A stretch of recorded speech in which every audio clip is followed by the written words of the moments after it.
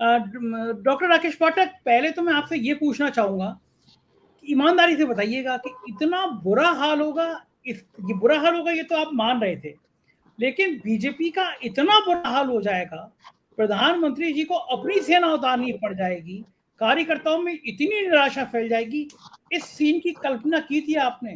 और असली दोषी कौन है, शिवराज सिंह चौहान या खुद प्रधानमंत्री, जिन्होंने मध्य प्रदेश में यह हाल होता रहा और सब खामोश बैठे देखते रहे? देखिए, दोषी कौन है इस पर बाद में बात करेंगे। ये बात सही है कि हम लोगों ने भी इतना नहीं सोचा था कि भारतीय जनता पार्टी एन चुनाव की दहलीज पर इतनी बुरी तरह बेचैन और हताश हो जाएगी कि नरेंद्र मोदी अपने मंत्रिमंडल के सहयोगियों को चुनाव लड़ाने के लिए तैयार हो जाएं। और वो भी इस तरह से घोषणा हुई है कि इनमें से बहुतों को पता ही नहीं था उन्हें चुनाव लड़ने जाना है। नरेंद्र सिंह तोमर 2003 में जब उमा भारती के नेतृत्व में सरकार बनी थी, उस युग के विधायक हैं, 20 साल पहले मंत्री रह लिए हैं। तो क्या वे सिर्फ मंत्री बनेंगे विधायक बनने के बाद, अगर बीजेपी को बहुमत मिलता है तो? एक बात तो ये है। तो ये हताशा जो है वो इस बात का प्रमाण है कि नरेंद्र मोदी और अमित शाह को बाकायदा ग्राउंड रियलिटीज की जानकारी है। वे अनभिज्ञ नहीं है कि मध्य प्रदेश में बीजेपी की जमीन दरक चुकी है, सरक चुकी है। अब आपने पूछा इसका उत्तरदायी, इसका जिम्मेदार कौन है? जिम्मेदार पहली फुर्सत में तो नरेंद्र मोदी है, क्योंकि वे एक छत्र तरीके से पार्टी और सरकार का संचालन कर रहे हैं। वे हर जीत के लिए अपने आप को जिम्मेदार बताते हैं और हार को भूल जाते हैं। कर्नाटक के चुनाव की कोई चर्चा नहीं होती हारने के बाद। मध्य प्रदेश में जहां तक बीजेपी की दशा और दिशा का सवाल है, शिवराज सिंह चौहान या बीजेपी की सरकार 20 साल से मध्य प्रदेश में सत्ता में है, कमलनाथ के कुछ महीने निकाल दें। तो क्या नरेंद्र मोदी को यह नहीं मालूम था कि अगर आप एक चुनी हुई सरकार को गिराएंगे तो मध्य प्रदेश जैसे पढ़े लिखे जागरूक प्रदेश के लोग उससे स्वीकार नहीं करेंगे?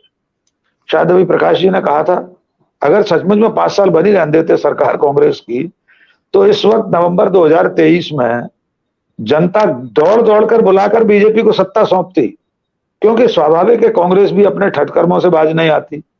5 साल सत्ता में रहने के बाद एक आक्रोश, असंतोष हो ही जाता है। पर ऑपरेशन लोटस के चलते ज्योतिरादित्य सिंधिया की कृपा से सरकार बना ली गई, उसका खामियाजा अब शिवराज सिंह को भुगतना पड़ रहा है।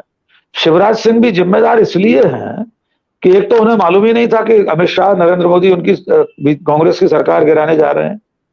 सरकार गिराने के बाद वे मुख्यमंत्री बन गए और उसके बाद भी कोई ऐसा काम नहीं हुआ जिससे जनता के संतोष के लिए माना जाए। भ्रष्टाचार की बात अभी कही अनिल भाई ने कि उससे कोई कॉम्पीट और नहीं कर सकता मध्य प्रदेश को। सच बात यह है, मध्य प्रदेश की स्पर्धा में और कोई राज्य अब है नहीं। भ्रष्टाचार सब सारे राज्यों में होगा। ऐसा नहीं है कि राजस्थान में भ्रष्टाचार नहीं है, वहां परीक्षा के पर्चे आउट नहीं होते हैं, वहां परीक्षाएं नहीं हो पाती हैं, युवक बेरोजगार नहीं है, युवक युवतियां, लेकिन फिर भी मध्य प्रदेश पहले पायदान पर है। अब इस सारी परिस्थिति से निपटने के लिए मोदी शाह के सामने और कोई विकल्प नहीं था। वे जानते थे कि अगर शिवराज सिंह चौहान का चेहरा रखा, उनको ही मुख्यमंत्री बनाने का संकेत भी कैसे भी दिया प्रकारांतर से भी, तो और ज्यादा खामियाजा भुगतना पड़ सकता है। इसलिए जब से चुनाव की एक तरह से प्रक्रिया शुरू हुई, अभी कोई औपचारिक घोषणा नहीं हुई है, तब से किसी एक भी व्यक्ति ने शिवराज सिंह चौहान को मुख्यमंत्री पद का प्रत्याशी घोषित नहीं किया है। 2 सूचियां जारी हो गई हैं, उनका नाम नहीं है। ये बहुत बड़ी बात है। अब जो सूची जारी हुई है कल, उस पर मैं संक्षेप में एक बहुत जरूरी बात कहना चाहता हूं। बीजेपी का आला कमान, बीजेपी का नेतृत्व बार बार यह कहता रहा कि हम नई पीढ़ी को सत्ता सौंपने वाले हैं, हमारे यहां तो पीढ़ी परिवर्तन होता है। पीढ़ी, प्रकाश जी जानते हैं, कितने सालों से सुनते आ रहे हैं और होता रहा है अब तक। लेकिन कल की सूची तो यह बता रही है कि युवाओं को कब अवसर मिलेगा, जब 67 साल के कैलाश विजयवर्गीय 67 ईयर्स के हैं, नरेंद्र सिंह तोमर 65 प्लस, राकेश सिंह जबलपुर प्रदेश बीजेपी के अध्यक्ष रह चुके 61, फग्गन सिंह कुलस्ते, ये सब 60 से ऊपर वाले हैं। पार्टी तो कहती रही है हम तो मंडल अध्यक्ष, जिलाध्यक्ष 50 साल से कम वाले को बना रहे थे। तो इनके नाम घोषित होने से जो इन सीटों पर कांग्रेस का, बीजेपी का जो परंपरागत, माफ कीजिए, बीजेपी का जो परंपरागत दावेदार होगा, जिसके दावे पर कल कुठाराघात हो गया, उसका आक्रोश भी संजय भाई धीरे धीरे सामने आएगा। एक नाम अभी इस सूची में रह गया है, ज्योतिरादित्य सिंधिया का। उनका नाम भी कहीं भूले भटके अगर अगली किसी सूची में आ गया तो शिवराज सिंह चौहान के सामने कम से कम 5 दावेदार खड़े होंगे मुख्यमंत्री बनने के लिए। और वो लड़ाई अब से शुरू हो गई। प्रकाश जी बताएंगे कैलाश विजयवर्गीय के घर पर कल से जो नारे लग रहे हैं, जो फूल बरस रहे हैं, और एक पोस्टर सोशल मीडिया पर वायरल है, आप जरा सर्च कर लीजिए। मैं उसको शब्द से याद नहीं कर पा रहा हूं, उसमें ऊपर 2 लाइनें क्या लिखी हैं, लेकिन उसका आशय ये है, प्रकाश जी ने देखा होगा, बताएंगे कि अब शेर आ गया है और गीदड़ भागेंगे मैदान से। तो भाई गीदड़ किसको बताया जा रहा है? कैलाश विजयवर्गीय की तरफ से। सत्ता में तो उनकी पार्टी है, यानी मुख्यमंत्री पद के जो बाकी दावेदार हैं वे गीदड़ बताए जा रहे हैं और कैलाश विजयवर्गीय को शेर बताया जा रहा है। प्रहलाद पटेल के नाम से भी मध्य प्रदेश के तमाम यूट्यूब चैनल्स पर आज सुबह से खबरें चल रही हैं। पूरे प्रोग्राम बन गए कि प्रहलाद पटेल भी मुख्यमंत्री बनाए जाने के लिए चुनाव मैदान में उतारे जा रहे हैं। कुर्सी तो एक है, मुख्यमंत्री तो एक को बनना है। इतने सारे दावेदार अभी से खड़े हो गए हैं, तो आने वाले दिन और दिलचस्प होंगे संजय जी। अंतिम बात यह है कि बीजेपी हताश और निराश है। उसको लग रहा है कि मध्य प्रदेश की जमीन उसके हाथ से सरकती जा रही है। जी संजय। राकेश जी, मुझे एक बात बताइए, शिवराज सिंह चौहान को भी समझ आ गया होगा, जब मुझे और आपको समझ आ गया कि अब वो मुख्यमंत्री नहीं बन रहे हैं, तो ऐसे में अब शिवराज सिंह चौहान क्या चाहेंगे कि मध्य प्रदेश में सरकार बन जाए? जब वो नहीं बन रहे हैं तो क्या वो चाहेंगे कि उनकी सरकार बन जाए, बीजेपी की सरकार बन जाए? यद्यपि ये बड़ा कठिन सवाल है, किसी के मन के भीतर क्या है हम नहीं जानते, लेकिन मैं एक ताजा आपको घटनाक्रम अपडेट कर देता हूं। आज शिवराज सिंह चौहान ने अपनी कैबिनेट की बैठक बुलाई थी। उसका मैंने वीडियो भी ट्वीट किया, आप निकाल लीजिए, चाहे तो उसको लगा दीजिए। उसमें उन्होंने अपने कैबिनेट के सहयोगियों और अधिकारियों को थैंक यू वेरी मच, शुक्रिया कह दिया है। गुड बाय के अंदाज में कहा गया शिवराज सिंह चौहान का यह शुक्रिया एक अंतिम संदेश जैसा है अपने कैबिनेट के सहयोगियों और अधिकारियों के लिए। यद्यपि ये इसलिए आश्चर्यजनक है कि ये कोई कैबिनेट की आखिरी बैठक नहीं थी।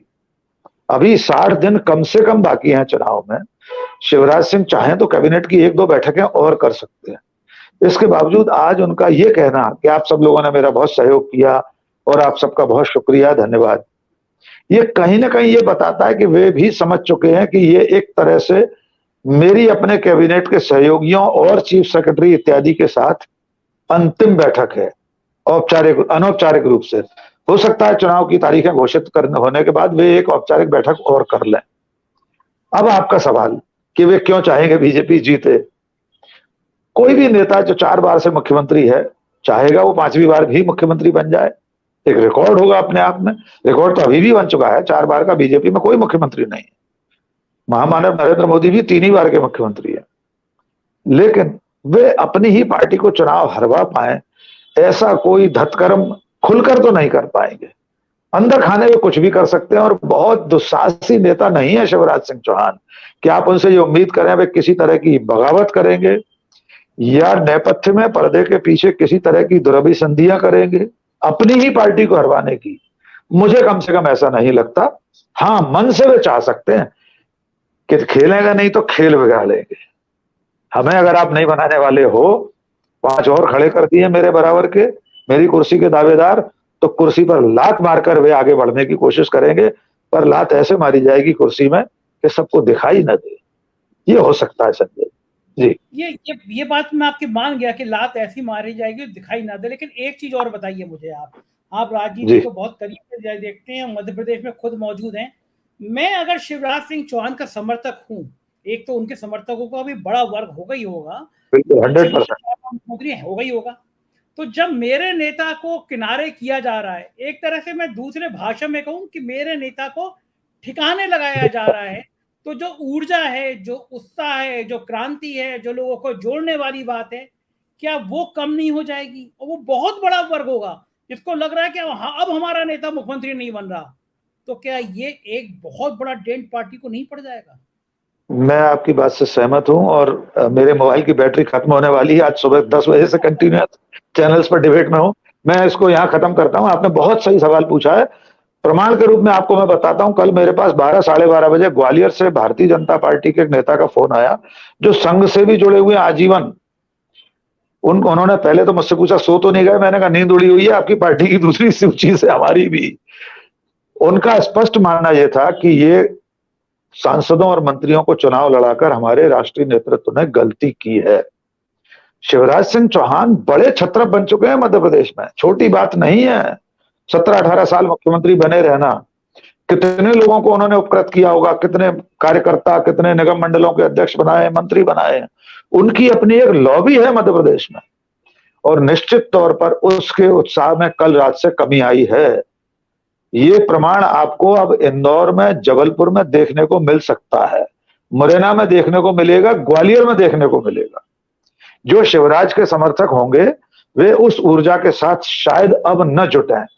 प्रकट रूप में नहीं लगेगा आपको, लेकिन अंदर खाने वे उतनी मेहनत, उतना परिश्रम नहीं करेंगे, ऐसा मुझे लगता है। और बीजेपी को शायद इस प्रयोग का खामियाजा भुगतना पड़ सकता। हो सकता है इनमें से 7 में से 3, 4, 5 चुनाव जीत जाएं, लेकिन इनके चलते जो आसपास की और सीटों पर, उन अंचलों में और जो हार होगी, जो दावेदार थे इन सीटों के, वे असंतुष्ट होकर क्या करेंगे, उसका खामियाजा पार्टी को भुगतना पड़ सकता है। जी संजय जी।